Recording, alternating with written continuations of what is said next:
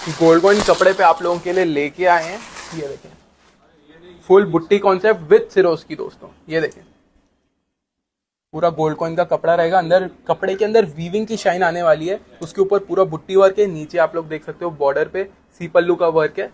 ये इस तरह की कुछ साड़ी का लुक आने वाला है दोस्तों। ये देखें पीछे आप लोग देख सकते हो स्कर्ट है, स्कर्ट में भी पूरा ऊपर तक अच्छा खासा दिया हुआ है, सिरोस्की भी एकदम अच्छा खासा आधे स्कर्ट तक आप लोग देख सकते हो मिलेगा। कपड़े की बात करूं, ये देखिए फुल शाइनिंग वाला आप लोगों को गोल्ड कॉइन मिलने वाला है, क्वालिटी एकदम सॉफ्ट है इसकी। ये देखिए काम आपको पता है पूरा पीछे आखिरी तक देते हैं, वो इसमें भी दिया जाएगा।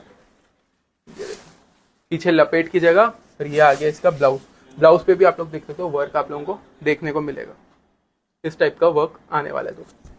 कलर मैचिंग की बात करूं, ये 6 कलर की मैचिंग आप लोगों को मिल जाएगी रेडी। शुक्रिया दोस्तों।